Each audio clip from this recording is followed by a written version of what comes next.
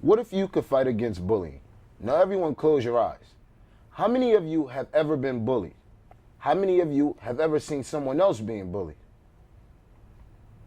I'm sure that at some point, many of you have experienced bullying firsthand or have seen someone else being bullied, either in school or on TV. In all reality, we know that bullying is wrong, but why do we continue with our bad habits? 6 years ago, I myself was bullied every day. At the time, I had just moved to a new town and was officially a middle school student. My first year in the new school was horrific due to the fact that I was tormented by others constantly.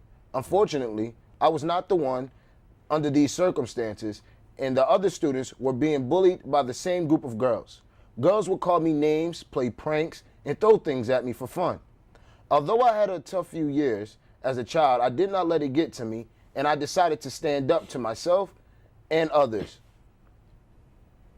Today, we would like to talk about bullying. We need to stop bullying. We need to show you that what you can do to help and how to help others in the future will benefit from anti-bullying protests. I will begin by telling you about the different kinds of bullying. Bullying can be seen all around the world, but it can also be seen right here in the United States, or even in your own neighborhood. The problem is that individuals are unaware of how bullying affects the people for the rest of their lives. Did you know that 1 in 6 students are regularly bullied? Many students and young adults do not know how much bullying and how to spot bullying. Bullying comes in different forms, such as intimidation, social altercation, physical, verbal, indirect, and cyberbullying. Signs of these types of bullying can include injuries, lost items, destruction of personal property, feeling sick, difficulty sleeping, loss of friends, dropping school grades, and self-harming. Bullying can affect people in a very dangerous way, mainly health-wise. It can bring about long-term illness like depression, anxiety, and feelings of loneliness.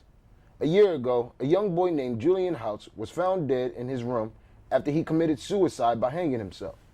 Julian was 12 years old, bullied by a group of boys who would call him weird and different other names. Parents, students, and neighbors were all shocked to hear about this tragic occurrence and were afraid to admit that they could have done something to prevent it. The importance of anti-bullying is to decrease the numbers of suicides and self-harm in our schools. Not only does it affect people at the time of bullying, but it affects the way that they grow up as a person. According to the National Education Association, 2.1 million students are bullies, and they have been a bully approximation of 2.7 children.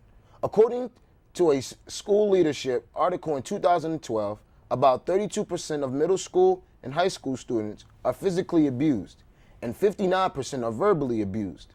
And in a survey performed by the Massachusetts schools, results show that 15.8% students reported cyberbullying and 25.9% reported school bullying in the past 12 months.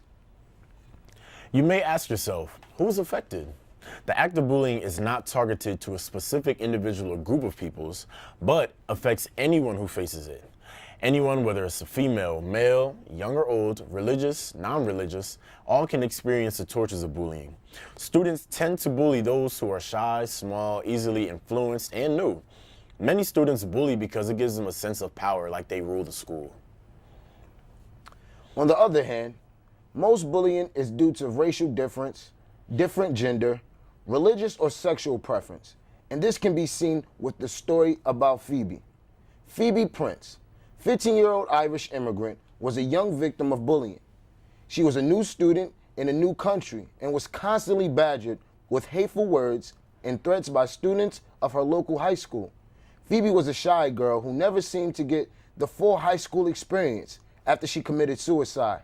On January 2010, Phoebe has become another victim of bullying and have many more unfortunately followed in her footsteps.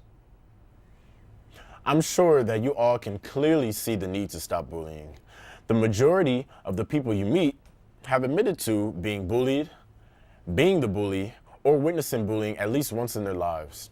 Although many of you may wonder what we as college students can do to help stop bullying, Let us show you a few things that we can all do to make a change.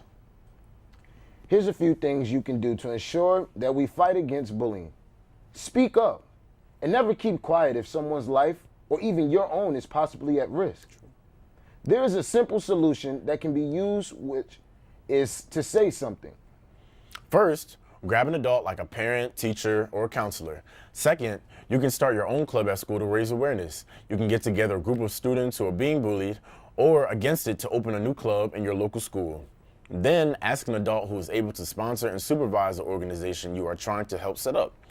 Also, come with a set of rules in which students in the club would have to follow to ensure that everyone is safe and comfortable.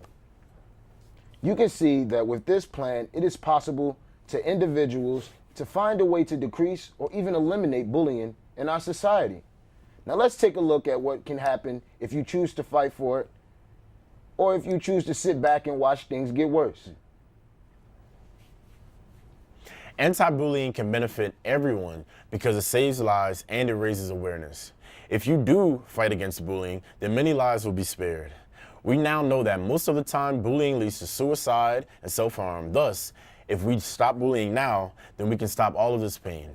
Many students right this minute are being bullied, but are too afraid to speak up and sadly might end up like those stories of Julian or Phoebe. Bullying victims can be anyone, even our neighbors, our friends, our family, and our own siblings. You would not want this to happen to you or anyone you cared about, now would you?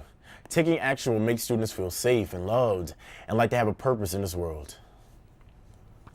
Deciding not to take action will solve nothing. Inaction will allow for students to continue their teasing, threats, hatred, and physical abuse against innocent children. This will potentially lead to students not getting a good education, self-harm, feeling lost, unsafe, and unworthless. As you can see, being against bullying is very important in today's world because it has become the main cause for teen suicide.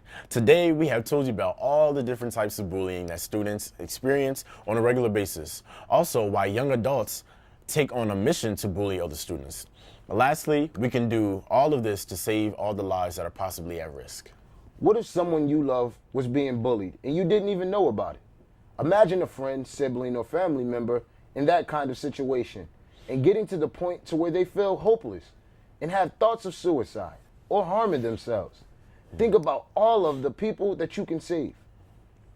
In our final remarks, we want to leave everyone with a sense of strength in which they can make a difference in their community. And simply by doing one of these things, speaking up.